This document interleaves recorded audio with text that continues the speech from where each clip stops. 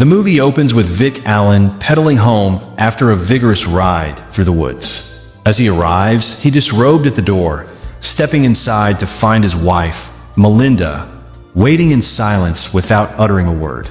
Melinda heads to their bedroom. Vic and Melinda, who live in the vibrant setting of Louisiana, have a young daughter named Trixie tonight. They're in need of a babysitter for Trixie because they plan to attend a lively party at a friend's house. Later, Melinda asks Vic to help her pick out a dress for the evening when they finally arrive at the party. The atmosphere is buzzing. Melinda, however, quickly abandons her husband and zeroes in on a young man named Joel, whom she introduces as her close friend. With no hesitation, Melinda and Joel slip away from the crowd and retreat to the backyard. Vic left behind watches in shock as his wife and Joel share an intimate kiss under the stars. Mary expresses her concerns about Melinda's behavior with Joel, but Vic brushes off her worries, insisting that it doesn't bother him. As they pass by Vic, she mocks him, calling him boring. Meanwhile, she takes center stage at the piano, serenading the guests and receiving enthusiastic applause. Joel approaches Vic for a chat. He thanks Vic for allowing him such a close relationship with Melinda. Seizing the moment, Vic casually brings up a past boyfriend of Melinda's named Martin, who mysteriously vanished a month ago. Vic makes a macabre joke about having killed Martin with a hammer. Joel's face goes pale at the comment, and Vic quickly clarifies that it was just a joke. However, Joel seems deeply unsettled after bidding farewell to Melinda. Joel exits the party, visibly shaken and disturbed. Once the event wraps up, Melinda confronts Vic, eager to find out what he said to Joel that made him so upset and anxious to leave. Vic covers up the truth, insisting he didn't say anything to Joel as they head home. Once inside, he retreats to his tranquil snail farm, finding solace in watching the creatures reproduce. The next morning, as Vic is in the kitchen with Trixie, Melinda makes a disturbing comment, suggesting Trixie might grow up to be a bomb maker like her father. Trixie corrects her, pointing out that Vic is actually a chip maker for military drones. Though Vic was once deeply involved in his work, he left his job when he felt financially secure, choosing instead to immerse himself in his passions like cycling and spending time with friends. After dropping Trixie off at school, Vic encounters a friend who accuses him of being a murderer, as word of his unsettling conversation with Joel has spread. Later, at a gathering with close friends, they express concern and advise him to manage his wife better rather than resorting to threats. Meanwhile, Melinda discovers Vic's dark joke about Martin's disappearance and is furious. In response, she decides to invite Joel over for dinner. Melinda insists that Vic apologize for his earlier words and behavior. The evening is tense with awkward glances and unspoken words hanging in the air as they sit down for the meal. Melinda hints that Vic should have acted more civilly towards Joel. Vic, on the other hand, retorts that if Melinda truly wanted him to behave normally, she wouldn't have invited Joel in the first place. The conversation escalates, becoming increasingly heated. Melinda tells Trixie to head to bed and asks Vic to read her a bedtime story. After tucking Trixie in and bidding her goodnight, Vic heads downstairs. He hears the unmistakable sound of Melinda and Joel in an intimate embrace. Vic's face reveals his growing frustration and anger at their behavior. Later, with Joel alone, Vic approaches him to apologize for the earlier joke. However, Vic's apology quickly takes a dark turn as he continues to recount the gruesome tale of how he supposedly killed Martin with a hammer. Vic, feeling the pressure of the evening, warns Joel to leave before his temper gets the best of him. The next day, Vic and his family attend a lively party where Vic encounters Don Wilson, a writer famed for his conspiracy theory novels. During their conversation, Don's demeanor shifts when he learns about Vic's past as a bomb maker. Unaware that Vic's earlier talk of killing Martin was just a dark joke meant to unsettle Joel, Don accuses Vic of murder. The guests in the know about the joke are bemused by Don's reaction while the party buzzes on. Vic takes a surprising turn by asking Kelly Wilson, Don's wife, for a dance. Known for his typically stiff and reserved nature, Vic's graceful moves on the dance floor astonish everyone. Later in their car ride back home, Vic candidly mentions to Melinda that he finds Kelly attractive and enjoys their conversation. Melinda, feeling the sting of jealousy, perceives this as a challenge to her own appeal. Determined to prove she remains the most captivating woman in Vic's life, starts touching Vic intimately, igniting a passionate response from him. After proving her point, she declares she'd rather die than hear Vic praise Kelly. Their heated exchange leads to a steamy make-out session in the bedroom. The following day, Vic encounters Melinda at Trixie's soccer game shortly after he receives a concerning call from a bank. Melinda has sent $3,000 to someone named Charles for piano lessons. Alarmed, Vic rushes to his office to investigate Charles. His search leads him to a restaurant where Charles works, only to discover that Melinda is there too. Appearing unusually interested in Charles, Vic suspicion grows that Charles might be Melinda's new love interest. Upon returning home, Vic is stunned to find Melinda's wedding ring lying in the sink. Later, while watching the news, Vic is shocked to learn that Martin's death was caused by a head wound. He shares the grim news with Melinda. Melinda is visibly shaken by the revelation. The next morning, Vic brings joy to Trixie by surprising her with a new dog to adopt on his way home. Vic spots Charles holding a bouquet of flowers, presumably for Melinda. Infuriated, Vic finds the flowers on his kitchen table when he arrives and promptly throws them into the trash. Later, Vic meets a friend at the restaurant where Charles works, pouring out his frustrations. Back in his garden, Vic's mind drifts to disturbing fantasies of Melinda and Charles making out in a car, completely disregarding his emotions. The next day, Vic anxiously waits at home for Melinda, who hasn't returned all night, fearing that her absence may be a sign of further betrayal. When Melinda finally arrives, Vic confronts her, demanding to know where she's been and about the $3,000 she gave to Charles. His patience is wearing thin, and the tension between them is palpable. Vic's anger boils over as he confronts Melinda, demanding she end her affair with Charles immediately.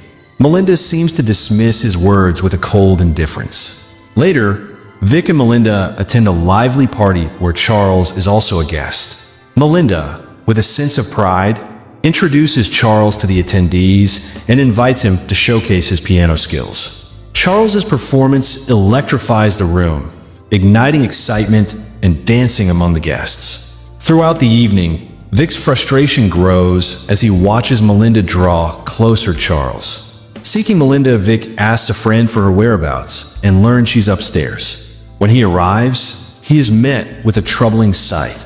Melinda is leaving a room with Charles. They head towards the pool where, in full view of the party guests, they share a romantic moment in the water, completely unconcerned with Vic's presence or feelings. A heavy rain suddenly begins to pour.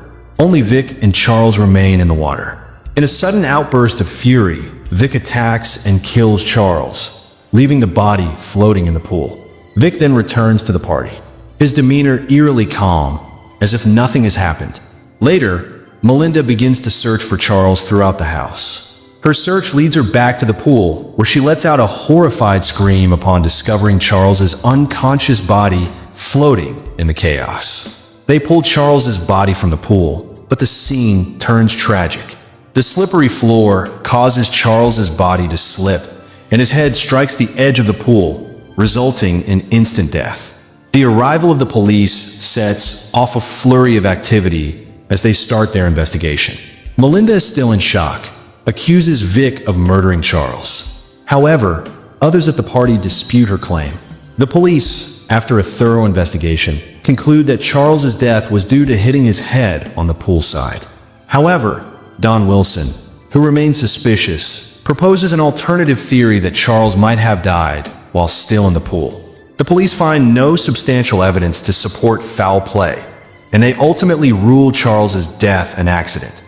Once the chaos subsides, Vic and Melinda return home. Vic, deep in thought about their future, questions whether they should consider separating or if she's afraid of him.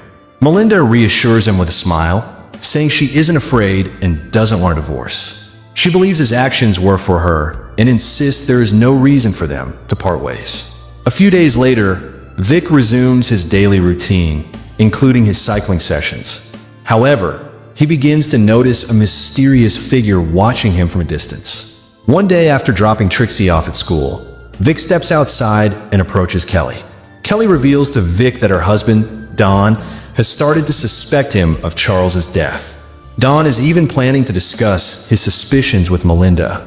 Alarmed by this news, Vic decides to invite both Kelly and Don over for dinner. Hoping to confront Don privately about his accusations, Vic uses the opportunity to address Don's suspicions head-on. He demands that Don cease spreading rumors about him being a killer.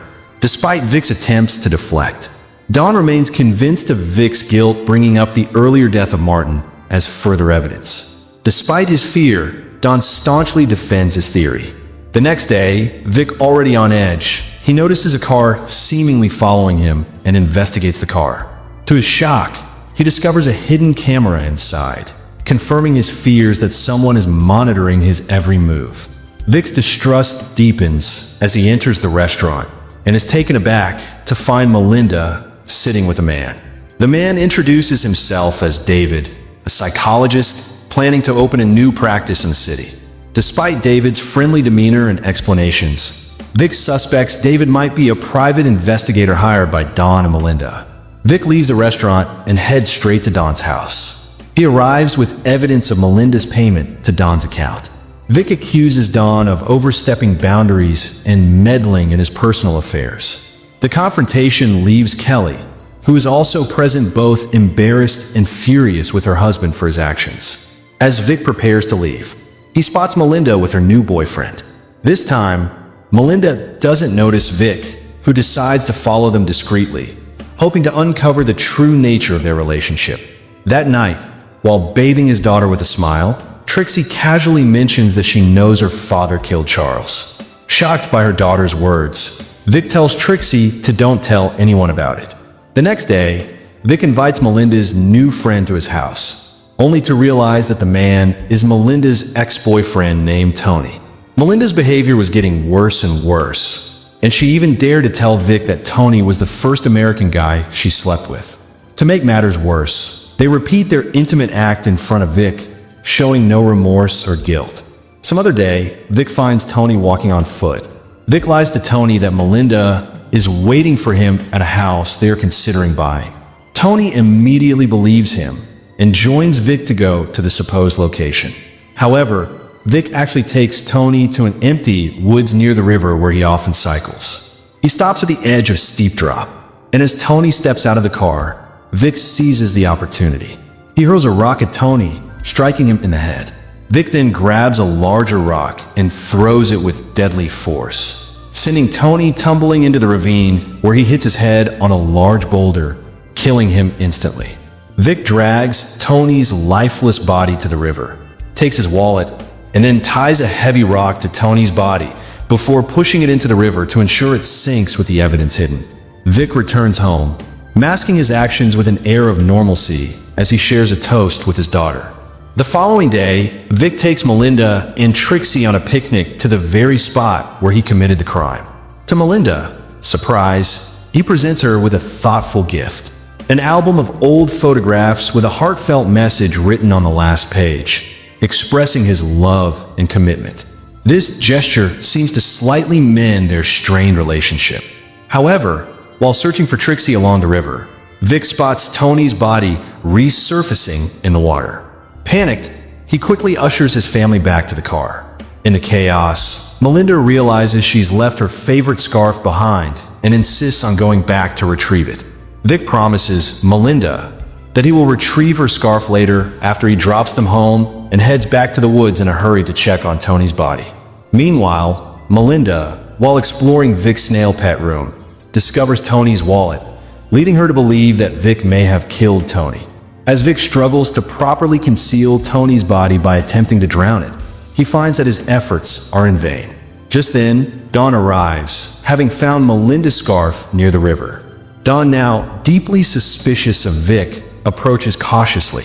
Vic, still grappling with the body, is caught off guard when Don sees Tony's hand floating in the water. Terrified, Don flees in his car, dialing the police as he drives. The phone slips from his hand. Realizing his crime might be exposed, Vic begins a frantic chase after Don. After a tense and dangerous pursuit through the woods, Vic manages to block Don's path. Don takes a risky shortcut in a desperate attempt to escape. His car skids out of control and crashes into a cliff, resulting in his tragic death. He arrives home, where Melinda greets him with a smile. She quietly goes upstairs, leaving Vic to ponder the aftermath of the day's events. Inside the house, Melinda methodically burns Tony's wallet into the flames, the fire devouring the evidence piece by piece.